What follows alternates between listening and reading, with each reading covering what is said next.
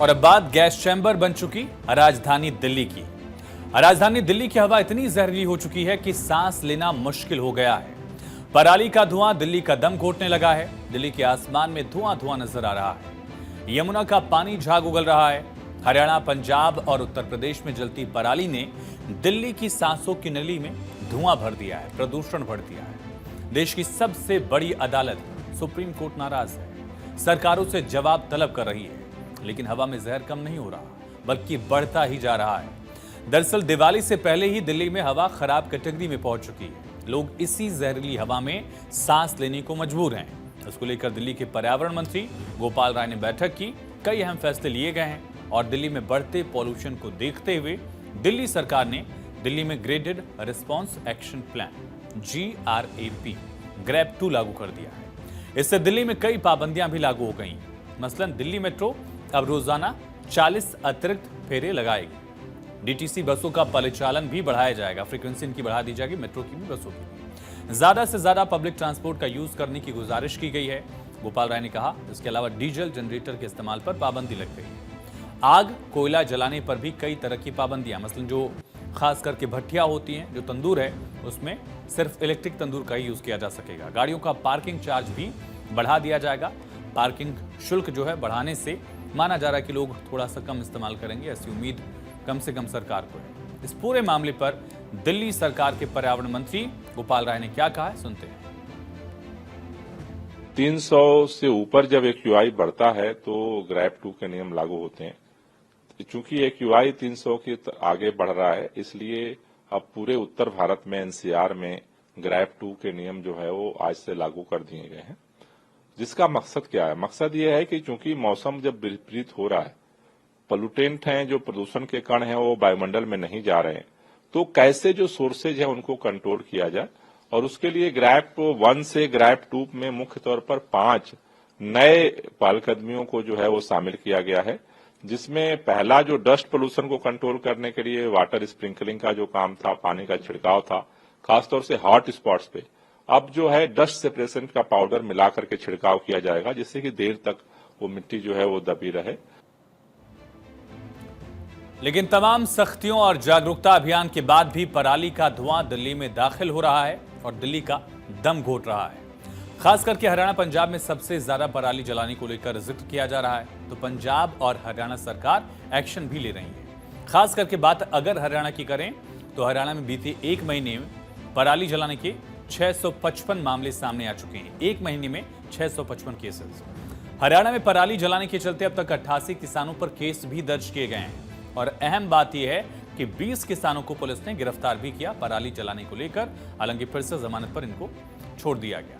मेरी फसल मेरा ब्यौरा पोर्टल पर 274 किसानों को रेड लिस्ट कर दिया गया, रेड मार्क कर दिया गया है। और कृषि विभाग रेड लिस्ट में शामिल किसानों से 2 साल तक फसल नहीं खरीदेगी।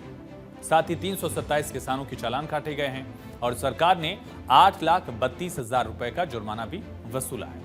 तो हर लेवल पर एक्शन है, चाहे जुर्माना वसूलने की बात हो, कार्रवाई करने की बात हो, गिरफ्तारी की बात हो, केस दर्ज करने की बात हो, या उनसे फसल न खरीदने को लेकर कार्रवाई की बात हो। सबसे बड़ा एक्शन जो है वो कैथल में देखा गया। सबसे ज्यादा पराली जलाने का मामला हरियाणा के कैथल से सामने आया। कैथल में पराली जलाने वाले किसानों के खिलाफ एक्शन भी लिया गया है। मसलन पराली जलाने वाले किसानों पर कैथल में 123 मामले दरअसल दर्ज किए गए। हरियाणा का ये कैथल जिला है जहां पराली जलाने के 123 केसेस दर्ज किए गए और 16 लोगों की गिरफ्तारी हुई है। इस एक जिले में 22 मामलों में FIR भी दर्ज की गई है और 36 किसानों से जुर्माना भी वसूला गया है। 36 किसानों से 1,57,500 रुपए का जुर्माना वसूला गया है। 50 किसान ऐसे हैं जिनके रेवेन्यू रिकॉर्ड को रेड एंट्री में डाला गया। बताया ना हमने आपको किस तरह से मेरा फसल मेरा ब्यौरा में उनको रेड मार्क कर दिया गया है। 2 सीजन तक ये किसान MSP पर अपनी फसल बेच नहीं पाएंगे। तो हर लेवल पर हरियाणा में एक्शन जारी है और पराली जलाने वालों के खिलाफ सरकार सख्त कदम उठा रही है। कृषि विभाग का कहना है कि जो पराली जलाएगा उसके खिलाफ कार्रवाई की जाएगी। और हरियाणा के शहरों पर अगर नजर डालें आप तो पता चलता है कि 21 अक्टूबर यानी सोमवार को कई शहरों में पराली जलाने की तस्वीरें सामने आई थी। जिले में अभी तक 123 मामले आगजनी के हुए हैं। उसमें से हमने 63 पे फाइन किया है, 1,57,500 रुपये। इसके अलावा 22 FIR हुई हैं और किसानों को हम विलेज लेवल की टीम है वो गांव-गांव में जाकर किसानों को पराली नहीं जलाने के बारे में अवेयर कर रही है। इसके अलावा ब्लॉक लेवल की टीम है जिसमें सीनियर अधिकारी हैं, वो फ्लैग मार्च भी कर रहे हैं और किसानों को इसके बारे में समझा रही हैं। और किसानों से ये अपील है कि वो पराली ना जलाएं, इससे वातावरण प्रदूषित होता है, इसके साथ-साथ जान-माल की भी हानि हो सकती है। तो कई शहरों में पराली जलाने की तस्वीरें सामने आई थी, जिसके खिलाफ पुलिस ने कार्रवाई भी की है। पराली जलाने पर हरियाणा में लगातार कार्रवाई की जा रही है। कैथल में 21 मामले दर्ज किए गए हैं, करनाल में 12 केस दर्ज हुए, हिसार में 11 मामले रिपोर्ट किए गए, जींद में 10 केस दर्ज हुआ है, सोनीपत में 10, पानीपत में 7, यमुनानगर में 4 मामले दर्ज किए गए, पलवल में भी 5 केसेस रिपोर्ट किए जाने के बाद मामला दर्ज किया गया और फतेहाबाद में 3 मामला दर्ज किया गया, झज्जर में 2 केस दर्ज किए गए, अंबाला में 2 और कुरुक्षेत्र में भी 1 केस दर्ज किया गया। लेकिन सबसे ज्यादा कैथल में केसेस दर्ज किए गए, सबसे ज्यादा जुर्माना भी यहीं वसूला गया और सबसे ज्यादा एफआईआर भी यहां दर्ज की गई, गिरफ्तारियां भी सबसे ज्यादा हुई है। हरियाणा में पराली जलाने में हो रही लगातार बढ़ोतरी के चलते सरकार किसानों के साथ अधिकारियों पर भी कार्रवाई कर रही है। पराली जलाने के मामलों में दिल्ली और हरियाणा के कई जिलों में प्रदूषण का स्तर तेजी से बढ़ा है। इसको लेकर हरियाणा की नायब सिंह सैनी सरकार ने बड़ा एक्शन लिया है। क्या कार्रवाई की, समझिए। दरअसल हरियाणा सरकार ने एक साथ 24 अफसरों को तत्काल प्रभाव से सस्पेंड कर दिया है। हरियाणा कृषि विभाग ने आदेश जारी किया। जिन अधिकारियों को सस्पेंड किया गया है उनमें पानीपत में 2, हिसार में 2, जींद में 2, कैथल में 3, करनाल में 3, फतेहाबाद में 3, कुरुक्षेत्र में केसेस कम आए लेकिन अधिकारियों पर कार्रवाई यहां भी हुई 4, अंबाला में 3, सोनीपत में 2 अधिकारी शामिल किए गए, इन पर गाजगिरी है, सस्पेंशन हुआ है। हालांकि हरियाणा और पंजाब में जल रही पराली को लेकर भी सियासत तेज है। भारत में कोई मुद्दा हो जिस पर पॉलिटिक्स न हो, पराली पर पॉलिटिक्स लगातार होती रही है और इसी सियासी घमासान के बीच हरियाणा प्रदूषण नियंत्रण बोर्ड के सचिव प्रदीप कुमार ने एक चौंकाने वाला आंकड़ा जारी किया है। आप भी आंकड़ा समझेंगे तो चौंकेंगे। उन्होंने बताया कि 2021 में हरियाणा में पराली जलाने के 7000 मामले सामने आए थे, जो 2023 में घटकर 2300 रह गए हैं, यानी कई गुना इसमें गिरावट दर्ज की गई है। लेकिन प्रदूषण का स्तर कम क्यों नहीं हो रहा, ये सवाल है। फिलहाल हरियाणा प्रदूषण नियंत्रण बोर्ड के सचिव प्रदीप कुमार ने बताया कि साल 2024 में इस बार भी पराली को लेकर कई मामले सामने आ रहे हैं। कहा कि प्रदूषण की समस्या का लोगों को सामना करना पड़ रहा है। ऐसे में इस साल नोडल अधिकारी और हरियाणा सरकार की जो पराली की समस्या पर पूरी निगरानी रखी जा रही नियुक्ति के बाद 2021 में लगभग 7000 एक्टिव फायर लोकेशन के केसेस थे, जो इस साल घटकर 2023 में 2300 रह गए हैं। और इस साल पूरी तरह नोडल ऑफिसर्स की और सरकार की निगरानी है और फार्मर्स को पूरी तरह प्रोत्साहन किया जा रहा है ताकि नंबर ऑफ केसेस कम से कम रहे। किसानों को हर एकड़ का जो प्रोत्साहन राशि दी जाती है उसी से कोशिश है कि भी किसान पराली ना जलाएं और उसको जो भी अलग अलग प्लांट से वहां भेजें।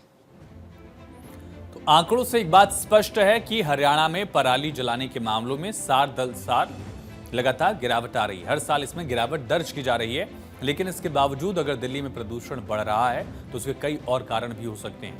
और खास करके जैसे ही सर्दियों के दिन दिल्ली में आते हैं वैसे ही दिल्ली का दम घुटने लगता है।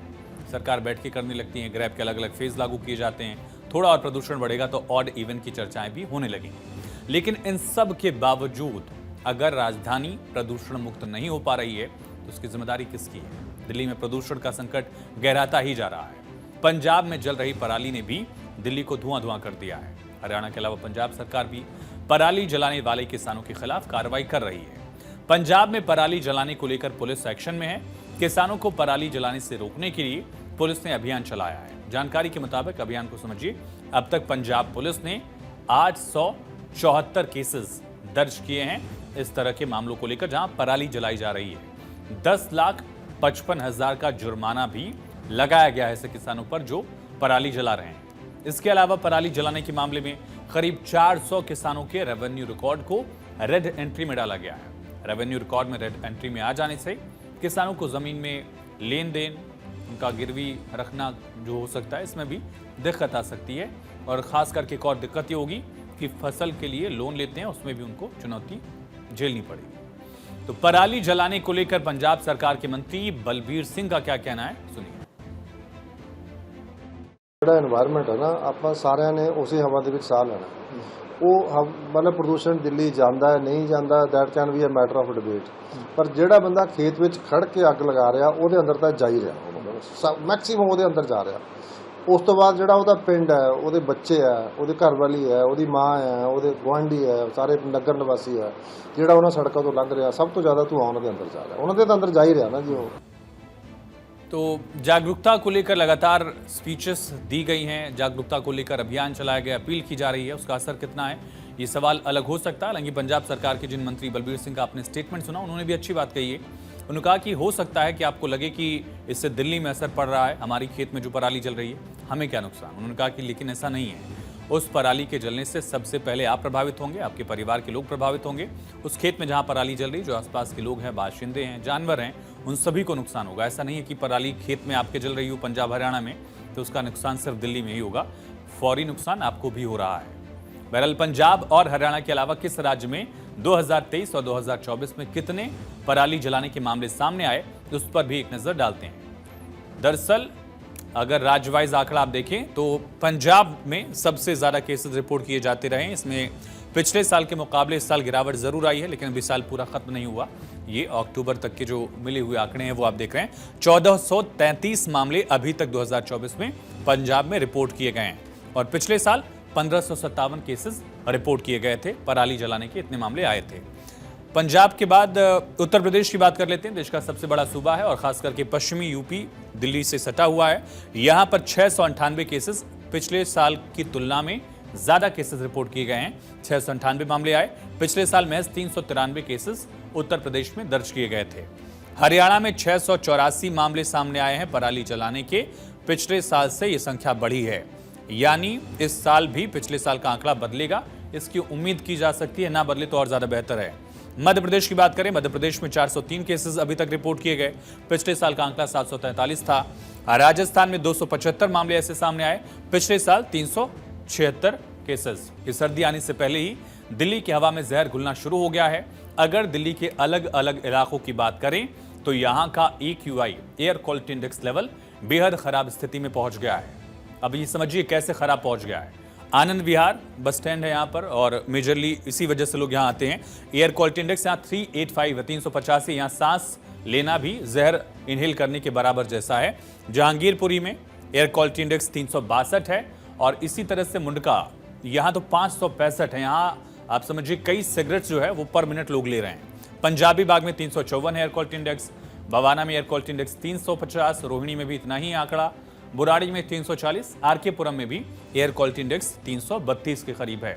द्वारका सेक्टर 8 में 324। नरीला इंडस्ट्रियल एरिया है, air quality index 324 industrial area के हिसाब से आप अच्छा मान सकते हैं।